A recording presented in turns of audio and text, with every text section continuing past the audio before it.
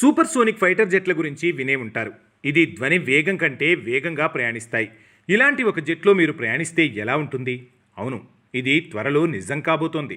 తాజాగా నాసా తయారు చేసిన మొదటి సూపర్ సోనిక్ వాణిజ్య విమానాన్ని గిజ్మోడో సైన్స్ ఫేర్ 2024లో ప్రదర్శించారు. ఈ సూపర్ సోనిక్ విమానం వాయు మార్గంలో అత్యంత వేగవంతమైన ప్రయాణాల్లో సరికొత్త అధ్యయనాన్ని సృష్టించనుంది. 2033 నాటికి ఈ విమానాలను అందుబాటులోకి తెచ్చేందుకు నాసా ప్రయత్నాలు చేస్తోంది. హైదరాబాద్ నుంచి అమెరికా రాజధాని వాషింగ్టన్ డీసీకి వెళ్లాలంటే 22 గంటల పాటు ప్రయాణించాల్సిందే. అలాంటిది ఈ సూపర్ సోనిక్ విమానంలో కేవలం 2 గంటల్లో వెళ్ళొచ్చు. సింపుల్గా చెప్పాలంటే అనకాపల్లి నుంచి హైదరాబాద్కు వెళ్లే సమయం కంటే మరీ తక్కువ.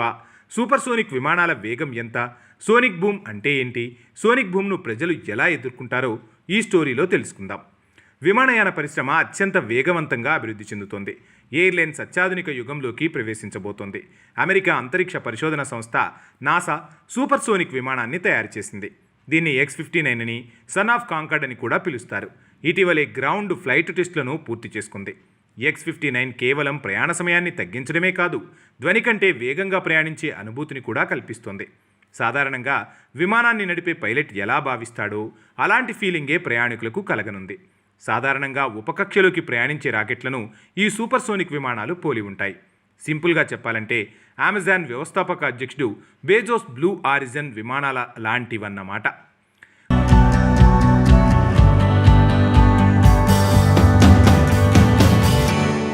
సూపర్ సోనిక్ విమానం గంటకు ఏకంగా 5,500 కిలోమీటర్ల వేగంతో ప్రయాణిస్తాయి. ప్రస్తుతం నాసా తయారు చేసింది మాత్రం కేవలం సింగిల్ సీటర్ జెట్. దీని పొడవు 30 మీటర్లు మాత్రమే ఉంటుంది. 9 మీటర్ల హార్డ్ సేఫ్ట్ టైప్ రెక్కలు ఉంటాయి.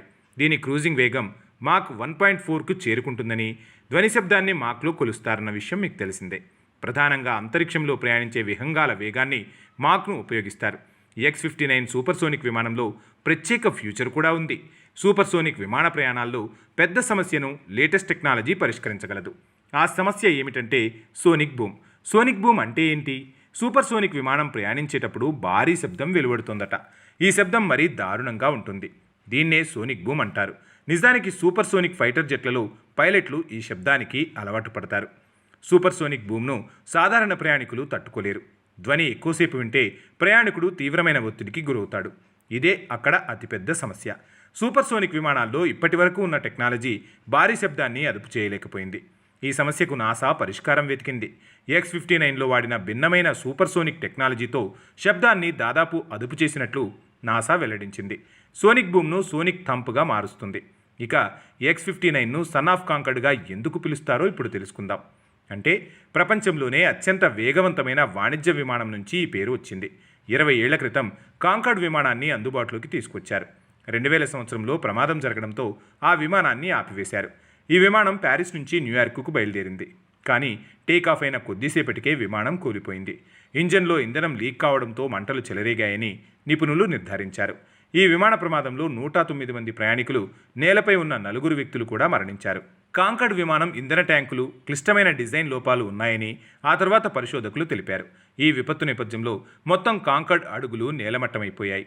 కానీ కాంకర్ పుత్రుడిగా చెప్తున్న లేటెస్ట్ నాసా X-59 విమానం మళ్ళీ సూపర్ సోనిక్ ఫ్లైట్ల ట్రెండ్ను తిరిగి తెస్తుందా, లేక కాంకార్డ్ విమానంలో తప్పులను పునరావృతం చేస్తుందా అనేది తెలియాలంటే మరికొంత సమయం ఆగాల్సిందే మరి.